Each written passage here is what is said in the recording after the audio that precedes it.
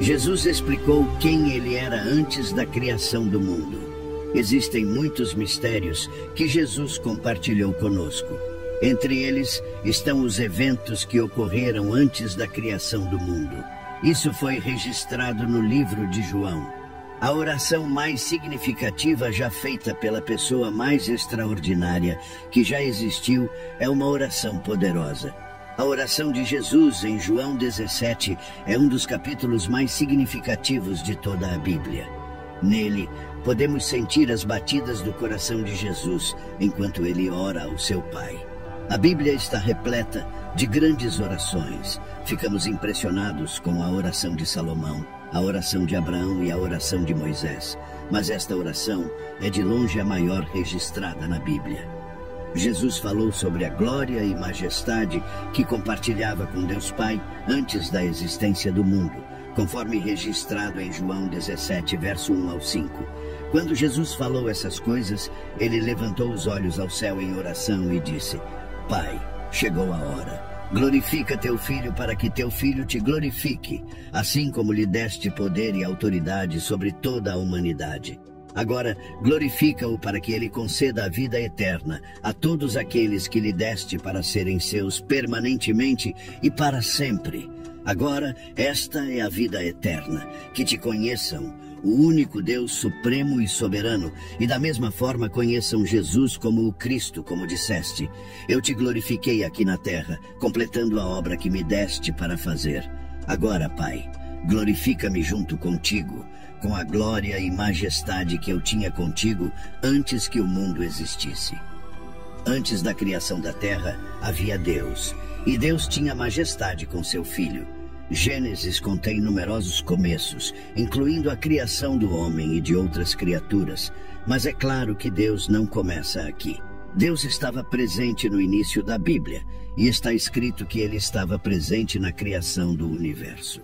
Antes da existência de nosso universo, tinha que haver algo ou alguém eterno. E a Bíblia deixa claro que essa pessoa é Deus. As Escrituras realmente nos mostram isso em vários versículos ao longo dela. A Bíblia ensina que Deus é não criado e eterno em seu ser, ou seja, ele sempre existiu e sempre existirá. Em Gênesis capítulo 1, o singular El é substituído pelo plural Elohim, que significa 3 ou mais deuses. Como resultado, a primeira frase da Bíblia, Gênesis, usa um substantivo no plural com um verbo no singular. Pode-se argumentar que é gramaticalmente incorreto, mas teologicamente correto, implicando que Deus é 3 em 1. A verdadeira oração muitas vezes revela o íntimo de uma pessoa. João 17 é uma oportunidade única para ver a natureza e o coração de Jesus. Nesta oração, Jesus abordará muitos dos temas desenvolvidos neste evangelho. Jesus pede para ser glorificado. Pai, chegou a hora. Glorifica teu Filho para que teu Filho também te glorifique. Antes da hora da glorificação de Jesus, ainda não havia chegado. Agora, a hora chegou. Jesus orou primeiro por si mesmo, mas seu pedido não era egoísta. Sua preocupação consigo mesmo era uma preocupação pela glória do Pai. O Filho só pode glorificar o Pai se o Pai primeiro atender à oração do Filho. Glorifica teu Filho. Jesus não esperou até o trabalho na cruz para glorificar a Deus Pai. Toda a sua vida glorificou a Deus na terra. Jesus glorificou o Pai por toda a sua vida, desde sua circuncisão e dedicação no templo, passando por seus anos de obediência silenciosa em Nazaré. Jesus glorificou o Pai por meio de sua fé, obediência e trabalho ao longo de seu ministério terreno. Cada sermão pregado, cada pessoa cega ou doente curada, cada instrução e treinamento para os discípulos, cada confronto com líderes religiosos corruptos, cada pergunta respondida, cada toque amoroso, todos glorificaram a Deus Pai. Então lemos: eu terminei a obra. Jesus, com confiança divina e certeza, viu o trabalho na cruz como já concluído. Jesus pediu ao Pai para glorificá-lo, mas com a mesma glória que o Pai tem. A oração de Jesus não era de forma alguma uma expressão de independência, mas de total e contínua dependência de Deus Pai. Numerosas pessoas pleiteiam por seus louvores e atenção. No entanto, o pedido delas para serem glorificadas é vastamente diferente da oração de Jesus. Glorifica-me junto contigo, e a diferença normalmente reside entre dependência e independência. Também lemos, com a glória que eu tinha contigo antes que o mundo existisse. Jesus tinha consciência de sua pré-existência e da natureza dela. Ele sabia que houve um tempo no passado eterno, quando Deus, o Filho, e Deus, o Pai, compartilhavam glória. Jesus não poderia orar honesta ou sãmente assim, se ele não fosse o próprio Yahvé, igual ao Deus Pai. Em Isaías capítulo 42, versículo 8, Yahvé proclamou que ele não compartilha sua glória com ninguém. Se Deus Pai e Deus Filho compartilham sua glória, ambos devem ser Yahvé. Ele tinha um pedido principal, que o Pai o recebesse de volta à glória que ele havia renunciado para cumprir sua tarefa. Este pedido de retorno à sua glória original implica de maneira inequívoca sua preexistência e igualdade com o Pai. Confirma sua afirmação de que ele e o Pai são um. João, capítulo 10, versículo 30. O Evangelho de João enfatizou a glória de Jesus ao longo de seu relato. João teve o cuidado de registrar as muitas maneiras como Jesus se referiu à sua própria glória nesta oração. Os eventos que levaram à crucificação começaram com a traição. A frase, "Agora o Filho do Homem é glorificado", refere-se à razão pela qual Jesus veio ao mundo. Ele morreria e então seria ressuscitado dos mortos como expiação substitutiva. O Filho glorificaria o Pai e o Pai, por sua vez, glorificaria o Filho. Eles promoveriam a glória um do outro. Destacar a grandeza de Deus é, de fato, o que os cristãos são chamados a fazer. Tudo o que fazemos em pensamento, palavra e ação é para a glória de Deus. Jesus não ora apenas por si mesmo, ele ora por nós. Em João capítulo 17, versículo 24, Jesus diz: "Pai, eu quero que também aqueles que você me deu estejam comigo onde estou, para verem minha glória que você me deu, porque me amaste antes da fundação do mundo."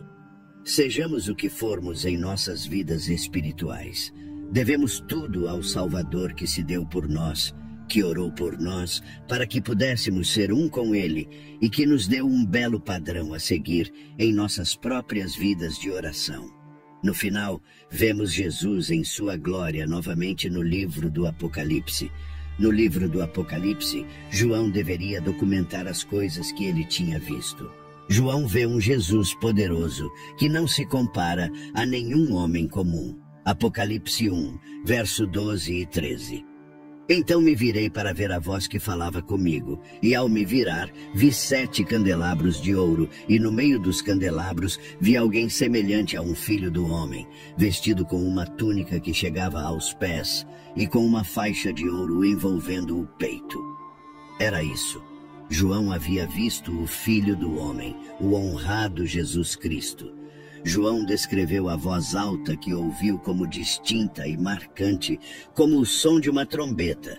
A voz poderosa é a do Alfa e Ômega, o primeiro e o último, que está no início e no fim de tudo. Porque Jesus se identificou com esses nomes, em Apocalipse 1, verso 18, sabemos que era a voz alta de Jesus. O primeiro e o último é o título que pertence ao Senhor Yahvé, o Deus de Israel. O título Alfa e o Ômega tem a mesma ideia que o primeiro e o último. Este é um dos trechos do Novo Testamento onde Jesus claramente se declarou Deus. Podemos apenas imaginar o que passou pela mente de João quando ele se virou. O som da voz que ele ouviu provavelmente não combinava perfeitamente com a forma como ele lembrava da voz de Jesus. João descreveu como de uma trombeta, Apocalipse 1, verso 10. No entanto, ele tinha consciência de que era Jesus por causa da descrição da voz de si mesma como o Alfa e o Ômega. Depois de passar tanto tempo com Jesus ao longo de seu ministério na terra, João finalmente teve a oportunidade de encontrá-lo cara a cara depois de todos esses anos. A túnica e o cinto podem evocar imagens do sumo sacerdote da Bíblia e também podem implicar que Jesus é o sumo sacerdote para o seu povo. A única outra ocorrência de cintos em Apocalipse é no capítulo 15, versículo 6, também de ouro, onde é uma imagem sacerdotal para os anjos no templo celestial. Assim, Jesus aparece não apenas como rei, mas como sacerdote, uma combinação de imagens que se tornou familiar ao povo judeu no período macabeu. João continua: sua cabeça e seus cabelos eram brancos como a lã branca, brilhante como a neve, e seus olhos penetrantes eram como chamas de fogo penetrando em meu ser. Seus pés eram como bronze polido, branco e incandescente, refinado em uma fornalha, e sua voz era poderosa como o som de muitas águas.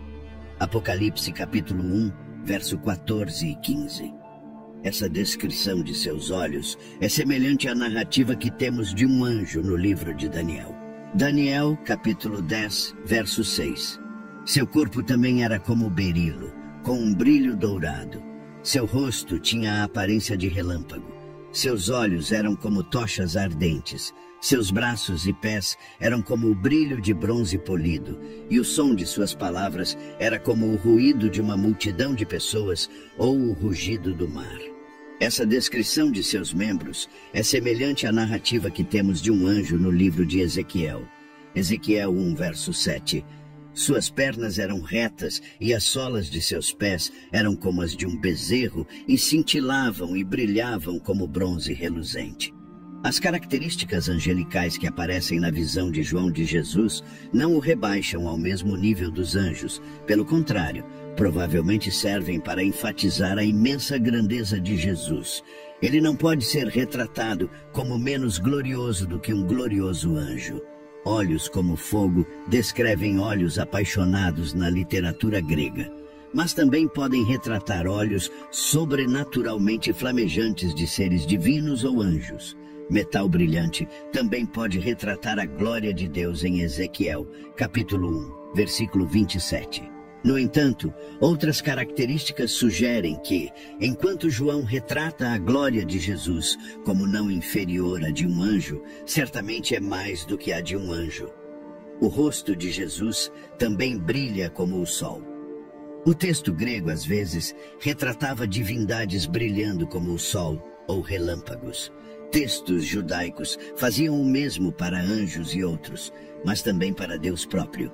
João continua em Apocalipse 1, verso 16. Na sua mão direita segurava 7 estrelas, e de sua boca saía uma afiada espada de 2 gumes, e seu rosto, refletindo sua majestade e a glória da Shequina, era como o sol brilhando em todo o seu poder ao meio-dia. Apocalipse 1, verso 17. Quando o vi, caí a seus pés como morto, e ele colocou a mão direita sobre mim e disse: não tenha medo. Eu sou o primeiro e o último, a divindade absoluta, o Filho de Deus.